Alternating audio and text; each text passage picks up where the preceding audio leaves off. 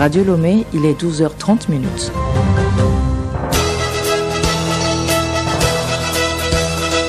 Le journal Hélène Assabi.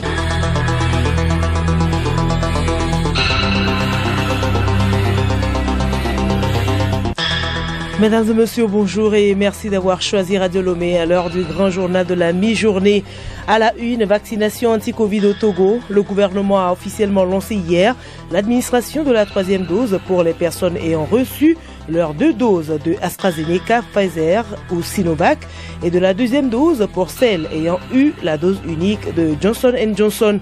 L'objectif est de lutter contre la forte recrudescence des cas de contamination en ces périodes de fêtes de fin d'année.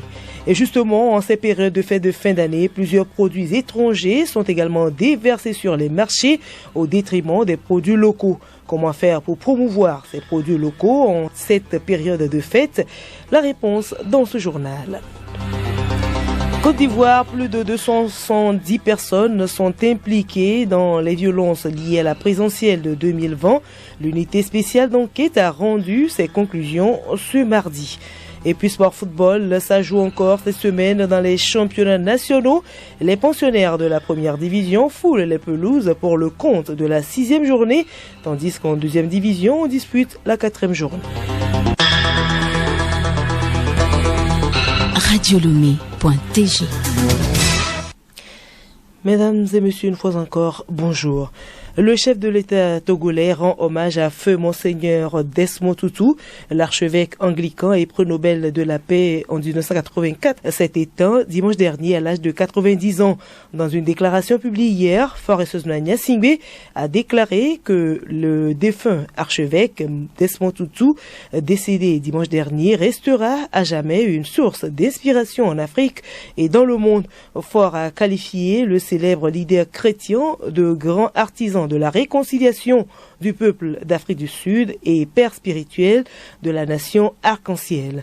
Le président togolais a adressé au nom du peuple togolais ses sincères condoléances à son homologue sud-africain Cyril Ramaphosa et à tous les Sud-Africains, autorités religieuses, mais également défenseurs des droits humains.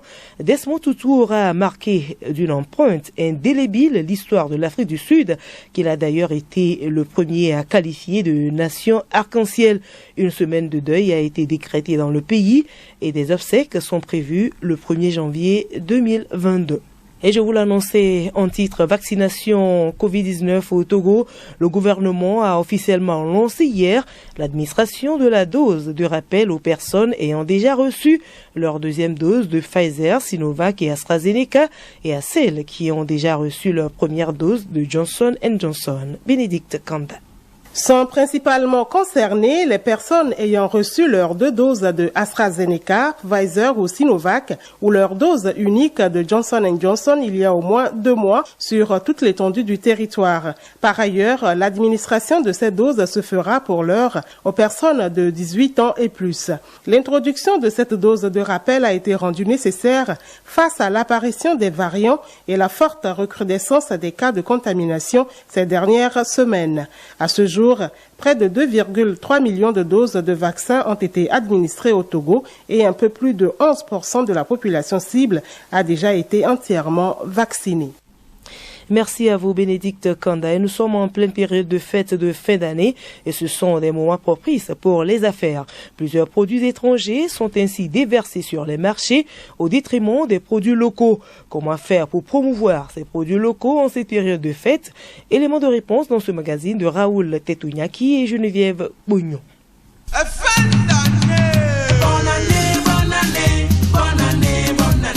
Nous sommes à la vitrine de la FAO et à la cantine Grand-Maman où toutes sortes de produits locaux sont exposés.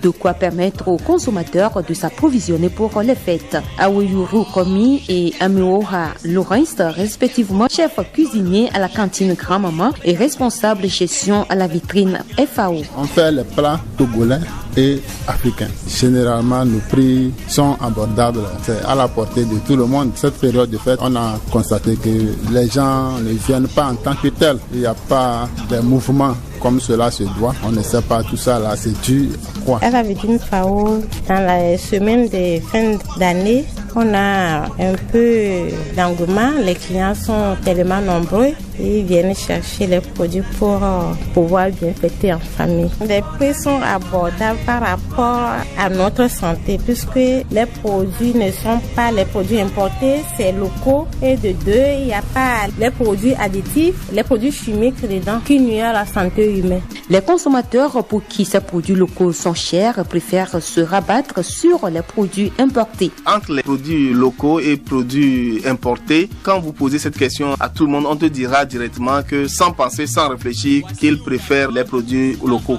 Mais le problème, c'est que quand on arrive au marché pour payer ces produits locaux-là, ça coûte tellement cher. Et parfois, quand on pose des questions, on nous parle de l'emballage, que l'emballage, ça coûte cher. Mais en fait, nous, en tant que Togolais, nous voulons consommer nos produits togolais.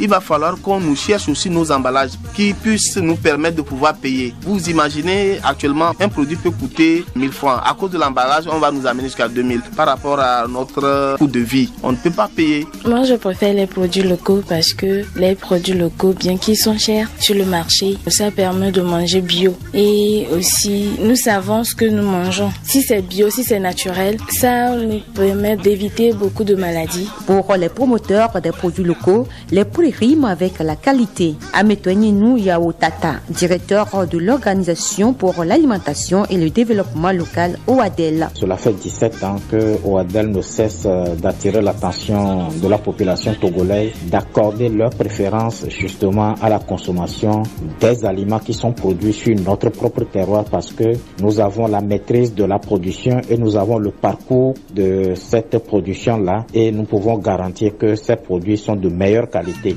que les produits qui sont importés. Aujourd'hui, beaucoup de gens disent qu'on utilise de l'engrais d'épaisse. C'est vrai, mais ce qu'on oublie, c'est que ces produits qui nous viennent d'ailleurs, personne ne sait dans quelles conditions les produisent. Est-ce que là-bas, on n'utilise pas de pesticides? Là-bas, est-ce qu'on n'utilise pas d'engrais? D'ailleurs, le moment de fête doit être l'un des moments où on va chercher plus la qualité que la quantité. Parce qu'effectivement, c'est un moment de joie, c'est un moment de rencontre conviviale et il faut au moins se dire que pour ce moment spécial-là, moi, je mets de l'argent pour acheter la qualité, même si ces produits locaux sont un peu plus chers que les produits importés. En ce qui concerne la qualité des produits locaux, Ametouaninou Yaotata rassure. En général, vous allez voir que les produits qui sont bio, qui sont de meilleure qualité, ont toujours un prix beaucoup plus élevé. Donc, nous demandons justement aux consommateurs de faire confiance aux produits locaux et pour ces occasions de fêtes de fin d'année, ayez le courage d'investir dans la qualité de ce que vous allez manger. Il y va de votre santé et il y va justement aussi de l'économie de notre pays parce que quand vous achetez local, au-delà de la santé que vous gagnez, effectivement, vous investissez de l'argent aussi dans l'économie de l'agriculture togolaise. La qualité, oui, mais les producteurs doivent tenir compte du niveau de vie de consommateurs pour fixer les prix, histoire d'encourager les uns les autres à mieux s'intéresser aux produits locaux, c'est-à-dire Made in Togo. Et les moments de fête sont propices à cette promotion. Bonne fête à tous et à toutes.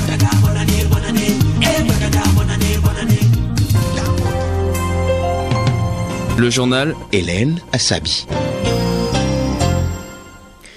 Hors du Togo, en Côte d'Ivoire, l'unité spéciale d'enquête sur les violences liées à la présidentielle de 2020 a rendu ses conclusions et cette unité, composée de 40 policiers et gendarmes placés sous la houlette du procureur d'Abidjan, a enquêté pendant 6 mois sur les violences politico-ethniques qui ont fait 85 morts entre août et novembre 2020.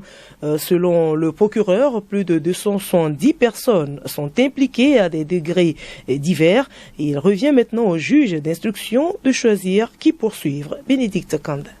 Depuis 2020, 233 suspects ont été interpellés. Certains ont été libérés et placés sous contrôle judiciaire, mais 11 sont toujours en détention préventive pour leur implication présumée dans les crimes les plus graves, comme la décapitation de Toussaint Nguessan Kofi à Douakro. 40 autres personnes sont par ailleurs activement recherchées, ajoute le procureur Richard Adou. Pascal Afin Nguessan, Simone Gbagbo, Maurice Kakou Gikawe, Assoa Adou, Touakeus Mabri, Guillaume Soro, entre autres. Le rapport désigne de nombreux responsables politiques d'opposition comme auteurs moraux, c'est-à-dire commanditaires ou financiers.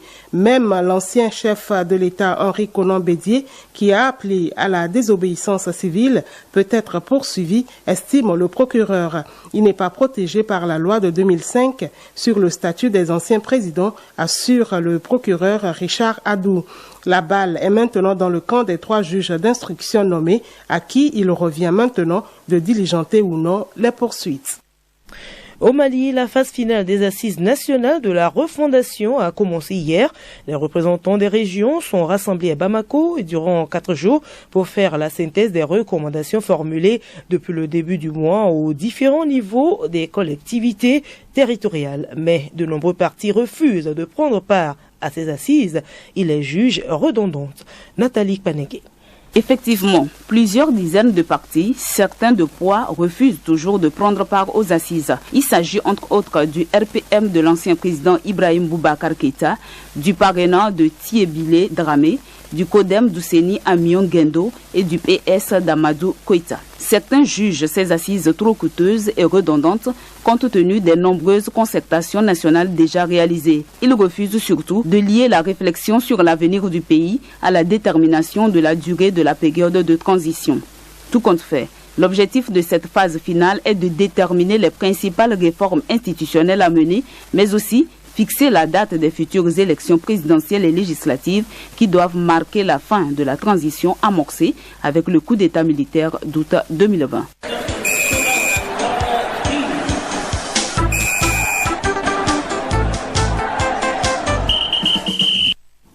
Sport football Cannes 2022, remporter le trophée, c'est l'ambition du Sénégal. Pour atteindre cet objectif, un budget de 5 milliards de francs CFA est mis à la disposition de l'équipe nationale.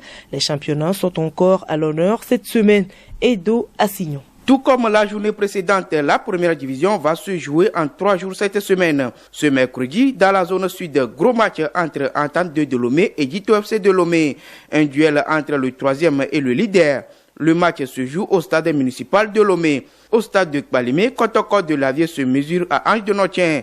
Bourle-Soudelac reçoit dans son entrée à Haneko l'AS OTR de Lomé. Jeudi, l'AS Togopol de Lomé défie au stade de Kégué Gomido de Kbalimé. Dans la zone nord, mercredi, le leader l'ASK de Kara sera aux prises avec l'AS Bina. Le derby thème aura lieu à Takpamé entre Semassi de Sokouré et Unisport. 2 équipes qui ont le même nombre de points, 6 points chacune après 5 journées. En avancée ce mardi, Kakadel de Doufelgou tentera de se relever après la défaite de la journée précédente et c'est face à Ifodje d'Atakpamé. La deuxième division de son côté dispute sa 4e journée jeudi. Dans la zone nord, Biketi de Bassar se mesure au CDF Aknour à Pagouda. À Mango, Fouada de Dapao donne rendez-vous à Agua de Koussountou. Boundja défie Doumbé de Mango au stade de Bafilo. À Bassar, Koroki de Tchamba croise Foukpa. Dans la zone sud, Espoir de Zio, qui a du mal à enchaîner cette saison, reçoit Agbosime la jeunesse club d'Aguanivé. Maranata de Fiokpo, qui connaît un début de saison difficile, tentera d'arracher les premiers points de la saison devant la formation de Tambo FC de Dacha. Le stade municipal de Lomé accueille l'opposition à Gaza US Agbandi. L'étoile filante de Lomé, qui connaît un début de saison étincelant, sera au révélateur d'Arabia de Tablego, soit le derby de cette 4e journée en 2e division. Tous les matchs dans les 2 zones se jouent jeudi 30 décembre à partir de 15h temps universel. Pour finir Cannes 2022, le Sénégal n'a qu'une seule ambition, remporter le trophée. Pour que cela soit possible, un budget de 5 milliards de francs CFA est mis à la disposition de l'équipe nationale. Une grande partie de ce budget sera consacrée aux primes des joueurs au fur et à mesure que l'équipe avance dans la compétition. Le Sénégal est logé dans le groupe B avec le Malawi, le Zimbabwe et la Guinée-Conakry. Rappelons que la CAN démarre le 9 janvier prochain au Cameroun.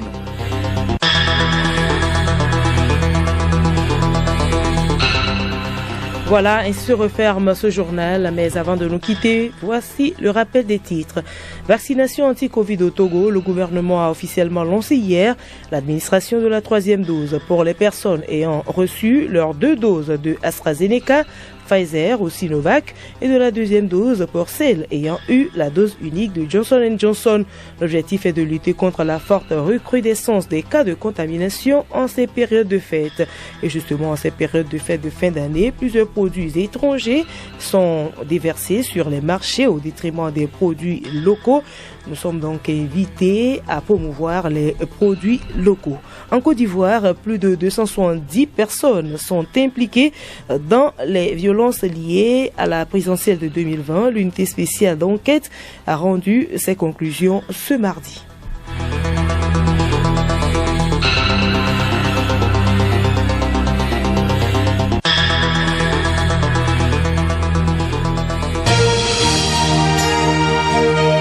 Radio Lomé, boîte postale 434, email radiolomé@radiolomé.tg. radiolomé.tg